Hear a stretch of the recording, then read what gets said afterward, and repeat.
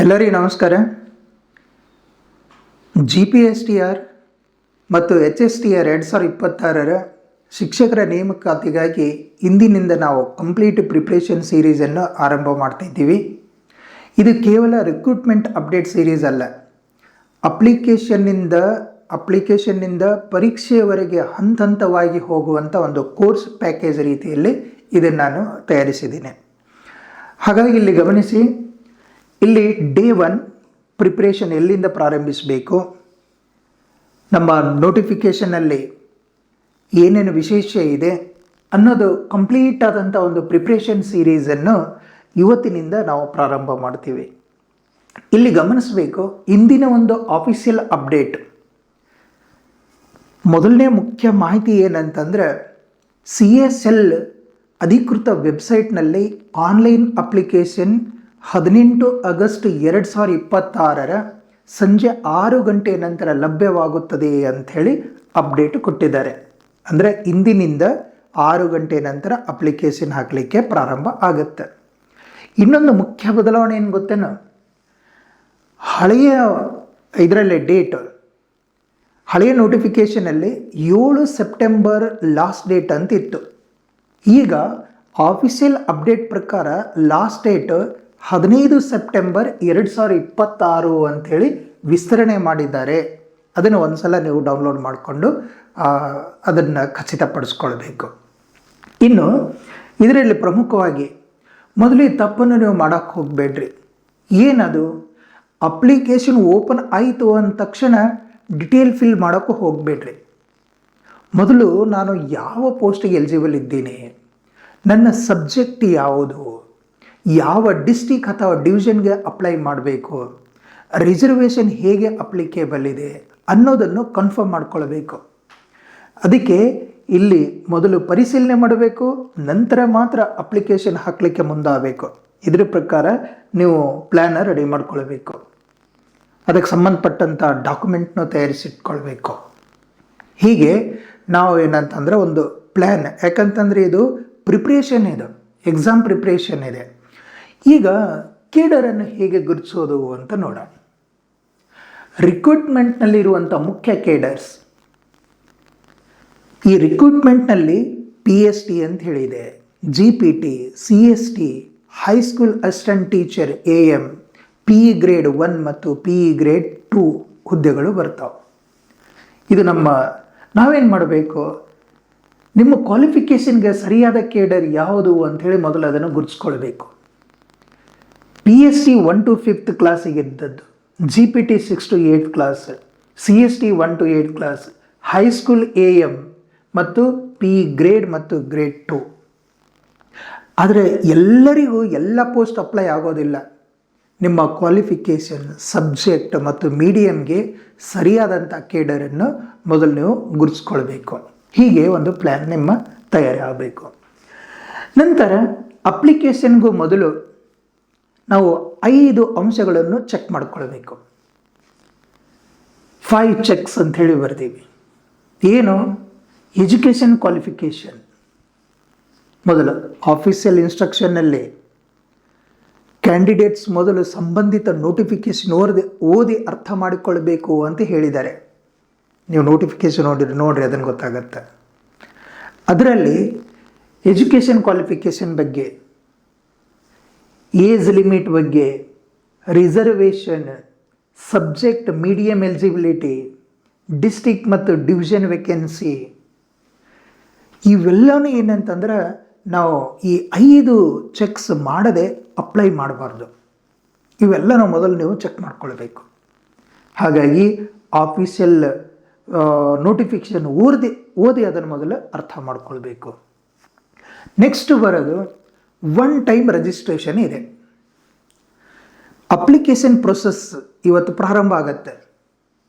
ಈ ಅಪ್ಲಿಕೇಶನ್ ಪ್ರೊಸೆಸ್ನಲ್ಲಿ ಮೊದಲು user ID ಮತ್ತು ಪಾಸ್ವರ್ಡ್ ಇದನ್ನು ಕ್ರಿಯೇಟ್ ಮಾಡ್ಕೊಳ್ಬೇಕು. ನೀವೇ ಮಾಡಿ ಅದನ್ನು ಯಾರಿಗೂ ಹೇಳಿ ಅದರ ಪಾಸ್ವರ್ಡ್ ಏನಿದೆ ಅಂಥೇಳಿ ಅದನ್ನು ಬರ್ಕೊಳ್ಳೋದೇ ಇರೋದು, ಹೀಗೆ ಮಾಡೋಕ್ಕೆ ಹೋಗಬೇಡ್ರಿ. ಇದನ್ನು ಸಿಂಪಲ್ ಪ್ರೊಸೆಸ್ ಇದೆ. ಹಾಗಾಗಿ ಅಪ್ಲಿಕೇಶನ್ ಪ್ರೊಸೆಸ್ನಲ್ಲಿ ಮೊದಲು ನೀವು ಯೂಸರ್ ID ಮತ್ತು ಪಾಸ್ವರ್ಡನ್ನು ಕ್ರಿಯೇಟ್ ಮಾಡ್ಕೊಳ್ಬೇಕು. ನಂತರ ಪರ್ಸನಲ್ ಡೀಟೇಲ್ ತುಂಬ್ತೀರಿ, ರಿಸರ್ವೇಷನ್ ಡೀಟೇಲ್ನ ಅಪ್ಲೈ ಮಾಡ್ತೀರಿ, ಎಜುಕೇಷನ್ ಕ್ವಾಲಿಫಿಕೇಷನ್ ಮತ್ತು ಪೋಸ್ಟ್ ಡೀಟೇಲ್ಗಳೆಲ್ಲ ಬರ್ತಾವ, ಅವುಗಳನ್ನೆಲ್ಲವನ್ನು ಕರೆಕ್ಟಾಗಿ ಫಿಲ್ ಮಾಡ್ತೀರಿ. ಅದಕ್ಕೆ ಇಲ್ಲಿ ಪಾಯಿಂಟ್ ಗಮನಿಸಬೇಕು.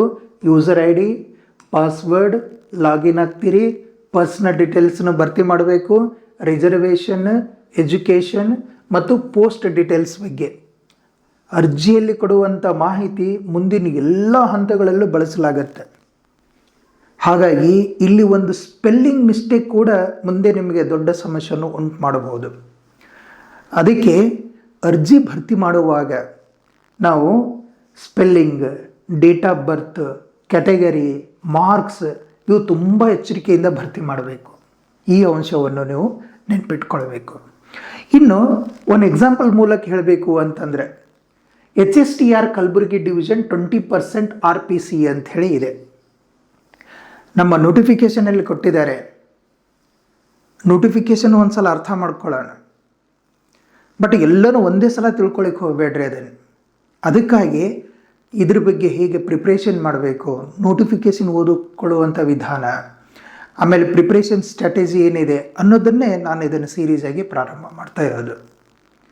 ಇಲ್ಲಿ ಕಲಬುರಗಿ ಡಿವಿಷನ್ಗೆ ಸಂಬಂಧಪಟ್ಟಂತೆ ಮಾತಾಡಬೇಕು ಅಂದರೆ 20% RPCನಲ್ಲಿ ಹೈಸ್ಕೂಲ್ ಅಸಿಸ್ಟೆಂಟ್ ಟೀಚರ್ ಪೋಸ್ಟು 425 ಇದೆ.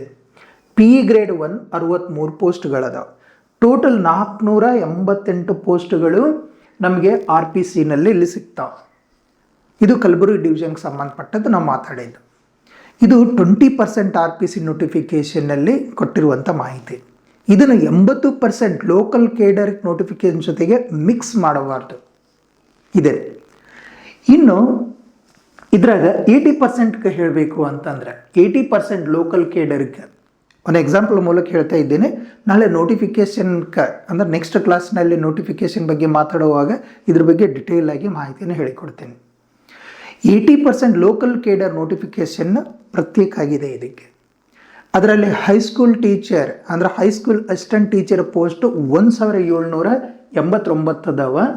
PE ಗ್ರೇಡ್ 262, ಟೋಟಲ್ 2051 ಇಷ್ಟು ಪೋಸ್ಟ್ಗಳು ಅಂಥೇಳಿ ನೀಡ್ಯಾರೆ.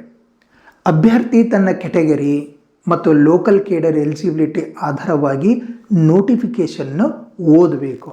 20% ಮತ್ತು 80% ನೋಟಿಫಿಕೇಷನನ್ನು ಮಿಕ್ಸ್ ಮಾಡಬಾರ್ದು. ಇನ್ನು ಪ್ರಿಪ್ರೇಷನ್ಗೆ ಆಫೀಷಿಯಲ್ ಸೋರ್ಸ್ ಯಾವ್ಯಾವು? ಪ್ರಿಪ್ರೇಷನ್ಗೆ ಬೇಕಾದಂಥ 4 ಆಫೀಷಿಯಲ್ ಸೋರ್ಸನ್ನು ಪಟ್ಟಿ ಮಾಡಿದೆ. ಇಲ್ಲಿ ಗಮನಿಸಿ, ಪ್ರಿಪ್ರೇಷನ್ ಪ್ರಾರಂಭಿಸುವ ಮೊದಲು ನಾವು 4 ಆಫೀಷಿಯಲ್ ಸೋರ್ಸ್ ರೆಡಿ ಇರಬೇಕು.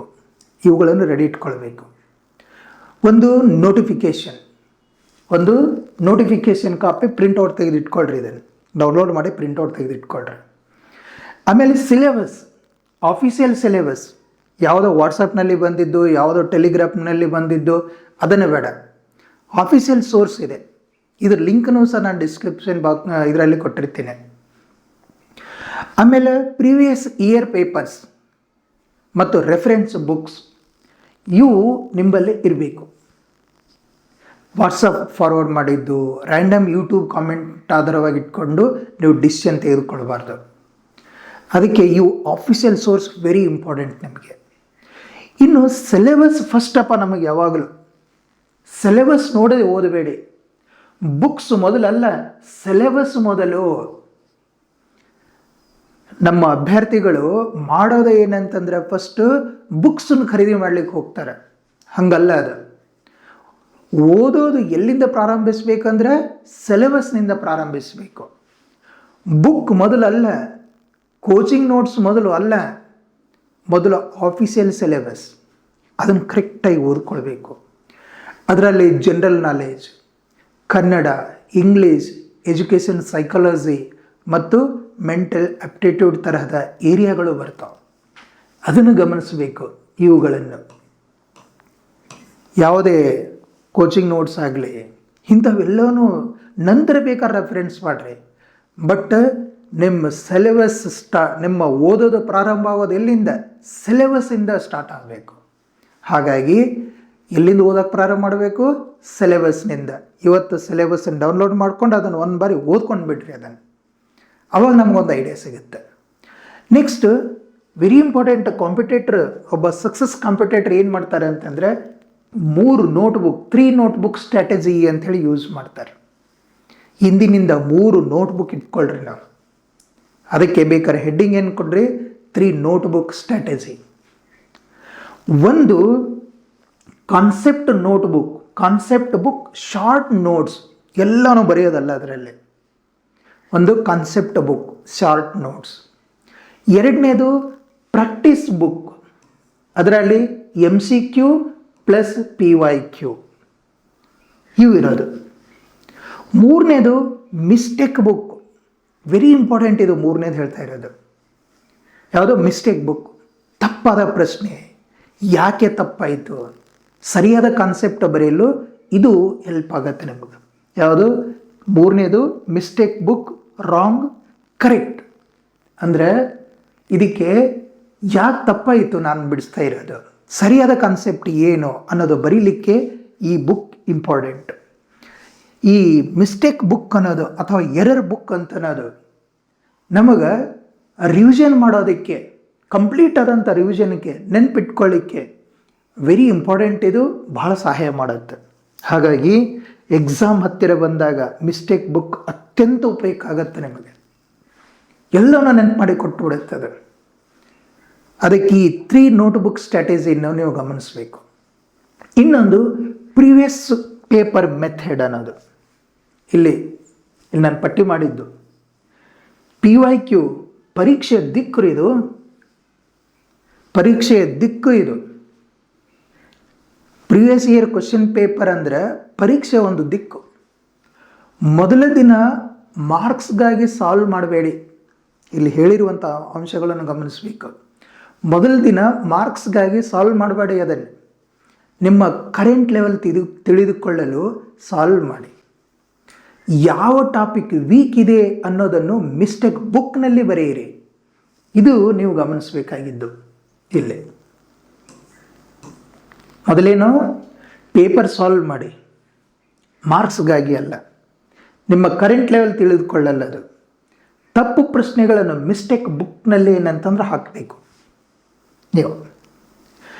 ಇನ್ನು ಡೈಲಿ ಸ್ಟ್ರಾಟಜಿ ಫಾರ್ಮುಲಾ ಅಂತ, ಡೈಲಿ ಸ್ಟಡಿ ಫಾರ್ಮುಲಾವನ್ನು ರೆಡಿ ಮಾಡಿದ್ದೀನಿ ನೋಡಿದ್ದೀನಿ.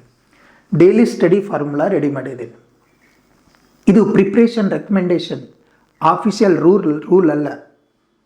ಹೀಗೆ ಓದಬೇಕಂತ ಆಫಿಷಿಯಲ್ ರೂಲ್ ಅಲ್ಲ. ಇದು ಪ್ರಿಪರೇಷನ್ಗೆ ನಾನು ಮಾಡಿರುವಂಥ ಒಂದು ರೆಕಮೆಂಡೇಶನ್. ಡೈಲಿ ಸ್ಟಡಿಗೆ ಒಂದು ಸಿಂಪಲ್ ಫಾರ್ಮುಲಾ ಇಡಬೇಕು ನಾವು. ಫಸ್ಟ್ ಡೇನೇ ಎಲ್ಲನೂ ಮಾಡಿಬಿಡ್ತೀನಿ ಅನ್ನುವಂಗೆ ಆಗಬಾರ್ದು. ಡೈಲಿ ಸ್ಟಡಿ ಮಾಡಲಿಕ್ಕೆ ಒಂದು ಸಿಂಪಲ್ ಫಾರ್ಮುಲಾ ರೆಡಿ ಮಾಡಿಕೊಳ್ಳೋದು. ಏನು? ಕಾನ್ಸೆಪ್ಟ್ಗೆ 90 ಮಿನಿಟ್ಸ್. ಒಂದು ಕಾನ್ಸೆಪ್ಟ್ ತಿಳ್ಕೊಳ್ಳಿಕ್ಕೆ 90 ನಿಮಿಷ ಸಾಕು. ಇನ್ನು ಪ್ರಾಕ್ಟೀಸ್ಗೆ 60 ನಿಮಿಷ. ಪ್ರಾಕ್ಟೀಸ್ಗೆ 60 ನಿಮಿಷ. ಮತ್ತು ರಿವಿಷನ್ಗೆ, ಈ ಕಾನ್ಸೆಪ್ಟ್ ತಿಳ್ಕೊಂಡಿವಿ, ಪ್ರಾಕ್ಟೀಸ್ ಮಾಡಿದ್ದೀವಿ, ರಿವಿಷನ್ ಮಾಡಬೇಕಲ್ಲ, ರಿವಿಷನ್ಗೆ 30 ನಿಮಿಷ. ಇನ್ನು ಕರೆಂಟ್ ಅಫೇರ್ಸ್ ಅಥವಾ GKಗೆ 30 ಮಿನಿಟ್ ಇಡಬೇಕು. ಒಟ್ಟು 3.5 ತಾಸು ಆಗುತ್ತೆ. 3 ಗಂಟೆ 30 ನಿಮಿಷ ಆಗುತ್ತೆ. ಇದು ಈ 3.5 ಗಂಟೆ ಅಂತ ಅನ್ನೋದು ಫೋಕಸ್ಡ್ ಪ್ರಿಪ್ರೇಷನ್, ಸಾಕಷ್ಟು ಸ್ಟ್ರಾಂಗ್ ಫೌಂಡೇಶನ್ ಕೊಡುತ್ತಿದೆ ನಮ್ಮ ಓದಿಗೆ ಮತ್ತು ನಮ್ಮ ಪ್ರಿಪ್ರೇಷನ್ಗೆ. ಇದನ್ನು ನೀವು ತಿಳ್ಕೊಳ್ಳೋದು. ಇನ್ನು 7 ಡೇ ಓರಿಯೆಂಟೇಷನ್ ಅಂತ ರೆಡಿ ಮಾಡಿದ್ದೀವಿ. 7 ಡೇಸ್ ಓರಿಯೆಂಟೇಷನ್ ಪ್ಲ್ಯಾನ್. ಹೀಗೇನೆ ಹೋಗ್ರಿ.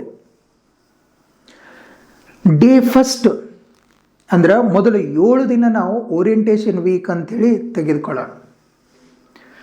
Day 1 road map,